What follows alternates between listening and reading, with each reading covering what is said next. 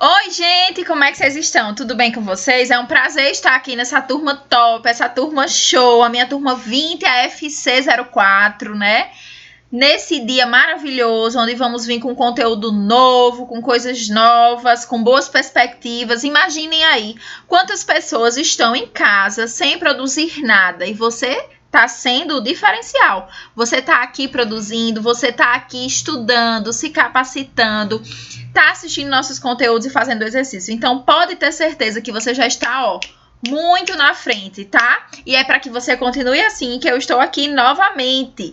Vamos dar andamento no nosso projeto. Hoje nós vamos falar sobre o nosso capítulo 3 lá do nosso livro de Atendente de Farmácia, tá? Um livro muito bom, onde a gente tem a oportunidade de discutir sobre várias coisas. Então vem comigo que eu vou mostrar para vocês o nosso conteúdo.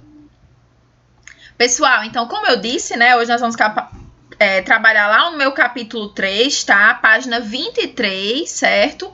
Então, todo mundo sempre vai fazer em que esquema? Vai abrir o material, vai pegar lá seu capítulo 3, vai ler o material, vai grifar, tirar dúvida, escrever as dúvidas, fazer um resumo, o que for preciso para que vocês fixem bem, tá certo? Sempre nesse esquema.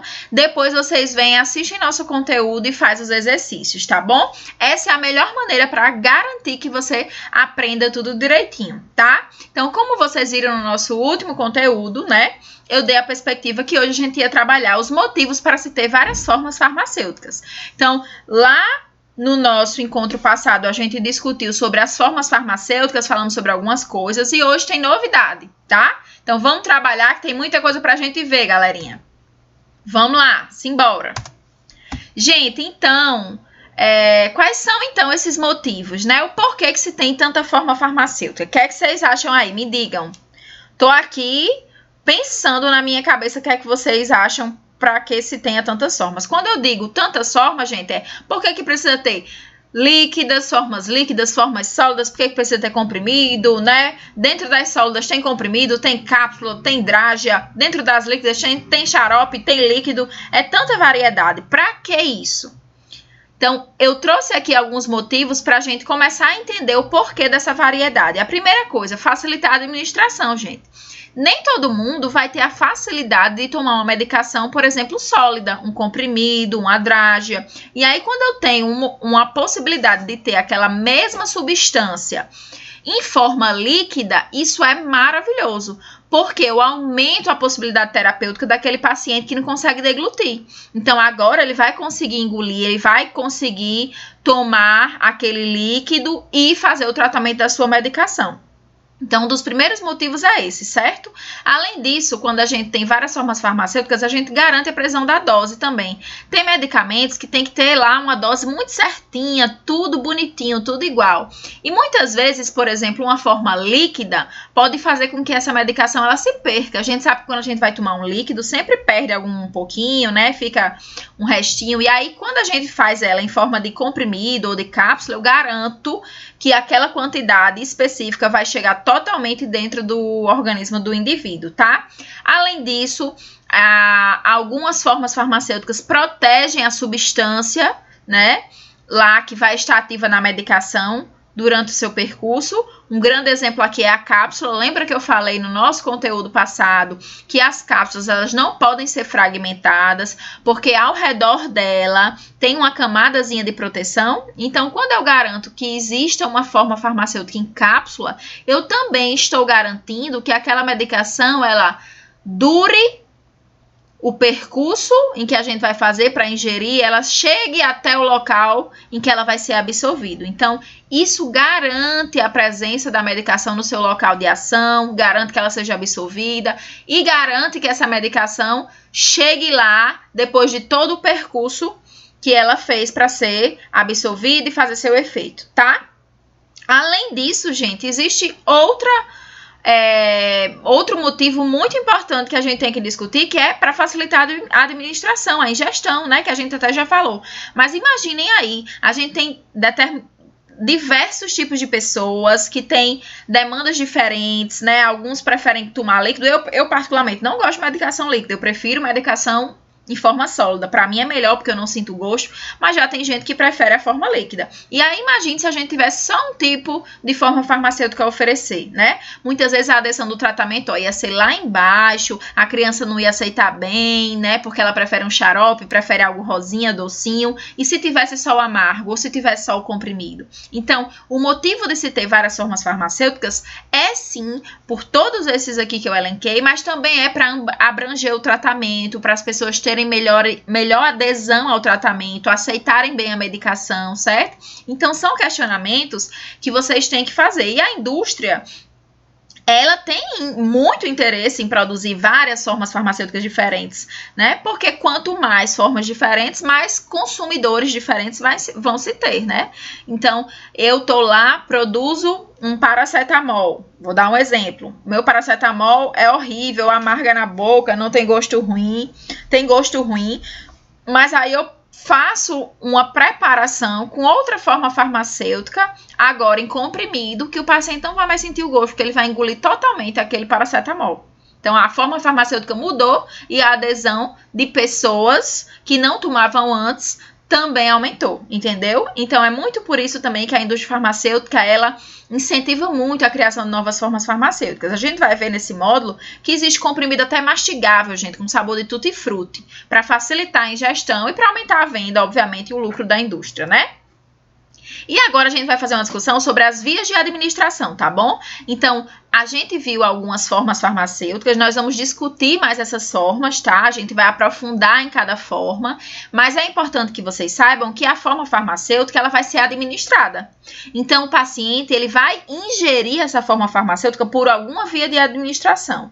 E o que é essa via de administração? É justamente a maneira como a medicação, ela é introduzida no organismo, certo? É como a gente toma a medicação, resumido. E ela vai se relacionar com a forma. Cada forma farmacêutica vai ter uma via de administração. Por exemplo, uma forma sólida, geralmente é por via oral, mas eu posso também fazer por via retal, se eu lembrar lá do supositório, né? Uma forma líquida, a forma líquida pode ir por via oral, ela pode ir também por via endovenosa na veia, né? Se for líquido também pode ir, dependendo do líquido, obviamente. Então, entendam que cada forma farmacêutica também obedece a uma via de administração. Isso tem que ser respeitado, tá, gente? Sempre que eu pego uma medicação, primeiro tenho que ver qual é a forma farmacêutica, é um comprimido, é uma cápsula, é um líquido, é um xarope, e depois a via que ela vai ser administrada. Se é via oral, se é via sublingual, tá? Sempre respeitando isso. A via de administração também depende dos objetivos que eu quero alcançar. Tem vias que têm absorção muito mais rápida. Então, se eu quero um objetivo rápido, se a pessoa está lá na urgência, está mal, eu vou fazer uma via que tem absorção rápida para a medicação fazer muito efeito. A que vocês mais conhecem é a endovenosa, né? Na veia lá. Já também, a via de administração se relaciona com as condições do paciente. Beleza, eu tenho que fazer na veia para agir rápido, mas se esse paciente não tiver acesso, eu não conseguir pegar uma veia. Ou se eu não for profissional, né, da área da enfermagem ou da medicina e não saiba fazer um acesso venoso. E aí? Então, vai depender também das condições patológicas, físicas do paciente e da condição também de quem está administrando a medicação, certo? Então, só para vocês entenderem que a via de administração, ela sempre vai obedecer à forma farmacêutica, a gente tem que entender qual é o objetivo, se eu quero rapidez, se é uma urgência, se não é, e as condições também da pessoa que está recebendo essa medicação, certo? Por exemplo, um paciente em coma, ele não vai conseguir nunca fazer uma via de administração oral, né? Ele vai ter que usar outra via, pela veia ou pelo músculo, certo? Então, vamos conhecer essas vias. Nós também vamos detalhar via por via, mas aqui é só para vocês já irem se familiarizando, tá bom? Então, nas vias de administração, nós temos dois tipos. Nós temos as enterais e as parenterais, tá bom? As enterais são de 3 tipos. É a via oral, a via sublingual e a via retal. Então, já aprendam isso de antemão, tá? Nas vias enterais, nós temos 3. É a oral, a sublingual e a retal. Só uma observação importante é que a oral é a mais utilizada, né? É a via que você mais vai utilizar para administrar medicamento em pacientes. E essa via oral, ela tem suas particularidades, tá? Ela é uma via muito segura, é uma via muito já utilizada, então já foi muito testada, já se sabe a segurança, a eficácia dessa via, tá? Apesar da absorção dela não ser tão rápida. Por exemplo, faz muito mais rápido um efeito num comprimido sublingual. Se você não sabia, fique sabendo. O comprimido sublingual, ele não precisa passar pela metabolização lá do estômago, do intestino. Ele vai ser absorvido através de canalículozinhos que a gente tem abaixo da língua, né? Como se fossem aberturazinhas, e essa medicação cai na corrente sanguínea diretamente. Então, a ação de uma medicação sublingual é muito mais rápida do que uma oral, certo? Mas aí é todo comprimido, então, prof, que eu posso pegar e botar debaixo da língua? Não. Lembra que eu falei que tem que saber qual é a via? Então, eu vou só fazer por via sublingual o comprimido que vem lá escrito comprimido sublingual. Mas se for um comprimido por via oral, não adianta botar ele por via sublingual, porque a absorção dele não vai ser igual. Inclusive, pode ser comprometida. Estão entendendo o que eu estou dizendo? Então, apesar da gente saber que a via sublingual é mais rápida que a oral, eu não posso pegar um comprimido que é por via oral e fazer por via sublingual, tá? Eu tenho que comprar ou pedir a prescrição de uma medicação que é sublingual, beleza? E a via retal, né, que é muito feita em situações de constipação, mas também a gente vai ver que existem medicações de efeito sistêmico para a via retal, tá? Que são os supositórios, como vocês conhecem. As vias de administração parenterais, aí são as que vão precisar lá ali furar, né? São os injetáveis, tá? Nós vamos também ver via por via dessa, não se preocupem, aqui é só para vocês entenderem que vias são essas. Temos 4, então na interal nós tínhamos 3, que era oral, sublingual e retal, e na parenteral nós temos 4, a intravenosa, que é na veia, a intramuscular, que é no músculo, a intradérmica, que é na pele, só a rentezinha pele, e a subcutânea, né, que é lá no tecido gorduroso. Se vocês estão vendo aqui essa imagem, ó, que eu estou projetando para vocês, aqui mostra os tecidos, tá? Então, aqui a gente tem um corte, como se fosse um corte mesmo da pele, para a gente ver como ela é dividida em camadas. Então, eu tenho a epiderme, que é essa fininha, tem a derme, que é essa mais amarronzada, e tem o subcutâneo, que é a gordurinha, ó. E abaixo da gordura tem o músculo. Então, cada via dessa aqui, ó, vai numa profundidade diferente para atingir o local que ela tem que atingir. Se é a muscular, tem que ir até o fim para pegar o músculo. Se é a subcutânea, ó, tem que chegar até aqui. Se é a intravenosa, tem que vir aqui no marronzinho, que é na derme, que é onde estão nossos vasos sanguíneos. E se é a intradérmica, tem que ir só pegar rente a pele mesmo, só aqui na epiderme, tá? A gente vai discutir mais isso mais à frente, tá? Aqui é só para vocês se familiarizarem, como eu já disse, certo? Só uma introdução. E aí, a gente também fala da velocidade de ação. O que é a velocidade de ação, gente? É justamente o que eu tô falando. É a velocidade com que o medicamento vai agir, tá? A gente tem medicações de velocidade de ação imediata, ou seja, a disponibilidade da medicação é instantânea. Assim que ela é absorvida, ela já faz seu efeito, tá? Então, são medicações com rápida absorção. Aqui a gente dá o exemplo de algumas medicações utilizadas na urgência, né? Antitérmicos, medicações para febre, medicação para dor. Mas a gente também tem medicações que têm a sua liberação, a sua velocidade de ação um pouquinho retardada, né? São medicações que têm um efeito mais duradouro, que vão durar aí durante todo o dia. Então, a liberação dela é mais lenta, é mais progressiva, tá? Então, tanto as medicações que têm velocidade de ação retardada quanto controlada são fármacos que geralmente são administrados diariamente, concomitantemente, né? E eles têm aí a sua ação durante todo o dia. Eles são comprimidos, são formas farmacêuticas de ação prolongada, então vão durar muito tempo, ao contrário da de velocidade imediata, que vai fazer sua ação e também rapidamente para, esses não, eles têm um efeito mais progressivo, né? E tem as medicações de uso prolongado, que aí requerem variações mínimas lá na corrente sanguínea da medicação para ela ser absorvida. São as medicações que a gente utiliza em doentes crônicos, né? Então, antihipertensivos, a insulina, medicações que eu utilizo no paciente que vai fazer um tratamento prolongado, certo? O nome já está dizendo, né? Prolongado. Então, são para doenças crônicas, tá? Doenças que vão se arrastar por muito tempo. E a gente diz que essas medicações são de uso prolongado. Aí existe também os tipos de paciente. Nós temos 3 tipos de paciente, tá? Nós temos os pacientes adultos, os infantis e o idoso, certo? Claro que a dose para o infantil não é igual a um adulto, certo? E aí existe essa regra que eu quero que você pegue no seu material aí. No seu material tem um exemplo dessa regrinha com o exercício resolvido. Então, tem a regrinha, aí embaixo tem como se fazer. Eu quero que vocês olhem, copiem, tentem entender, certo? Mas quando a gente tiver presencialmente, eu vou fazer esse cálculo para vocês verem como ele funciona. Mas nada mais é do que uma regra matemática, que a gente vai ter que ter um pouquinho de familiaridade com a matemática, tá? Chama-se regra de Young, é onde a gente adapta a dose infantil para da dose adulta para a dose infantil, tá?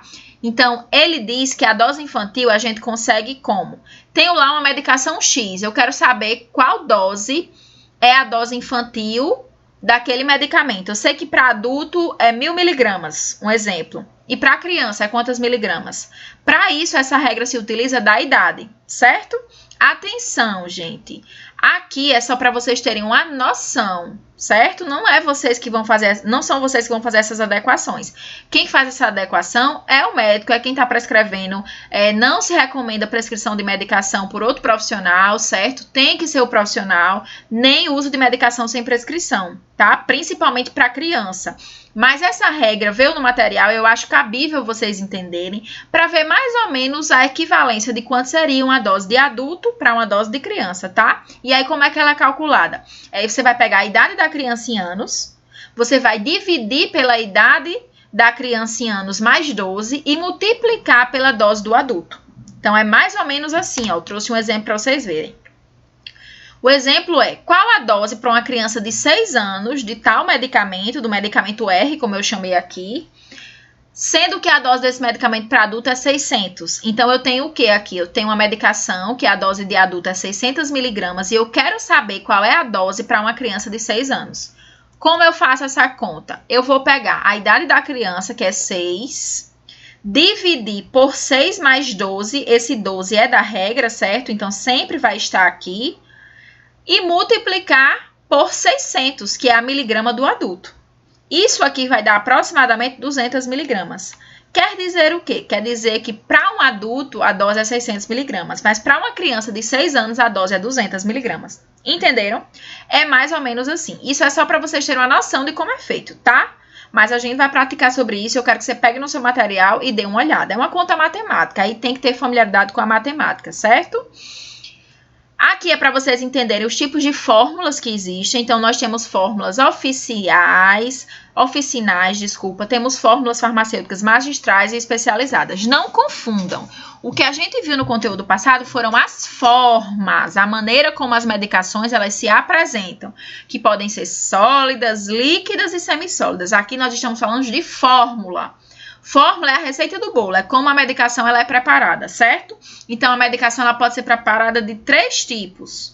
Na verdade, se a gente enxugar um pouquinho, é de 2. Ou ela vem já preparada da indústria, já vem pronta, ou você vai mandar manipular, certo? Quando essa fórmula ela é comprada pronta, que é o que a gente compra na farmácia, que não seja farmácia de manipulação, ela é chamada de fórmula farmacêutica especializada. Então, é aquela que é já preparada, que é já embalada, que tem nome fantasia, que foi a indústria que produziu e você vai comprar numa farmácia comum, certo? Já quando a gente tem medicações que são manipuladas, ou elas podem ser oficinais ou podem ser magistrais, tá? Quando elas são oficinais, é quando eu vou fazer manipulação de um medicamento que já existe, na dosagem que já existe. Então, já tem lá um formulário na farmacopeia escrito a receita de bolo de como faz aquela medicação. Vou dar um exemplo. Eu tomo captopril para minha pressão 25 miligramas. Posso comprar na farmácia? Normal, posso. Eu vou estar comprando uma fórmula especializada. Mas eu posso também mandar manipular. Se eu mando manipular essa fórmula, né? Esse captopril 25mg, como ele já existe de maneira especializada, né? Eu estou mandando manipular uma fórmula que é já inscrita, que é já descrita. Então, essa fórmula, ela é oficinal. Agora, se o médico quiser criar uma formulação, ou seja, ele quer fazer uma associação, ele vai associar lá 3, 4 medicações num comprimido só. Então, não existe essa associação, é ele que vai criar. Aí, ele está fazendo uma formulação magistral, tá? Então, é ele que vai lá descrever como é que ele quer para o farmacêutico aquela associação, tá?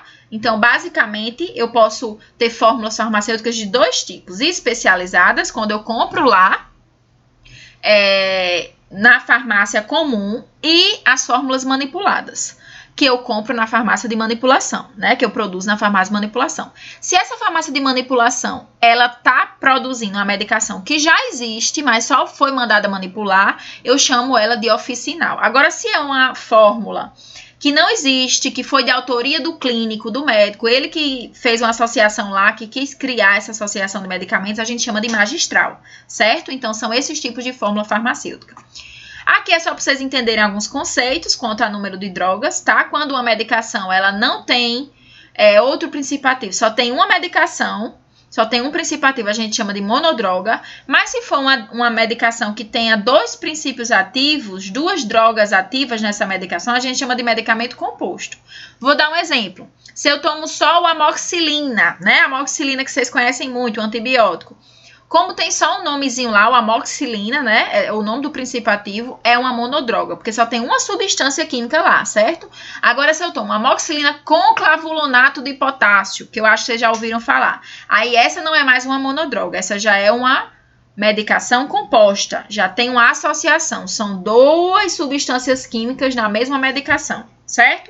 Então, sempre que a gente lê lá a caixinha da medicação, ou lê a bula e vê que tem duas substâncias químicas, dois princípios ativos, essa medicação é uma medicação composta, tá? Trouxe aqui o exemplo do Buscopan, que é a escopolamina, né? Uma medicação muito utilizada para cólica, acho que vocês já conhecem. Quando ele vem assim sozinho, ó, só a escopolamina, só o princípio ativo, ele é uma monodroga, ele é simples. Agora, se ele vier associado, né, a escopolamina junto com a dipirona, como é esse Buscopan composto aqui, que tá aqui embaixo, aí a gente chama de droga composta, certo? Só isso mesmo, mas nenhuma particularidade. Aqui é só para vocês irem se familiarizando, terem uma noção, tá? Mas isso não é algo tão relevante assim. E para finalizar, contar a doutrina. Eu posso ter medicações alopátricas, que são medicamentos comuns, tá? Aquela medicação que eu faço, que eu compro pronta, né? Que teve um estudo científico para aquilo, que tem comprovação e que tem doses, digamos assim, essenciais, aquela dose mais alta, né? 500 miligramas, 1 grama, 200 miligramas. Então, essas são as medicações comuns que a gente conhece. Mas existe também uma doutrina homeopática. Essa doutrina homeopática, diferente da alopática, né?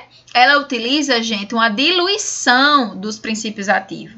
Então, é uma medicação que é preparada de maneira muito, muito, muito diluída, né?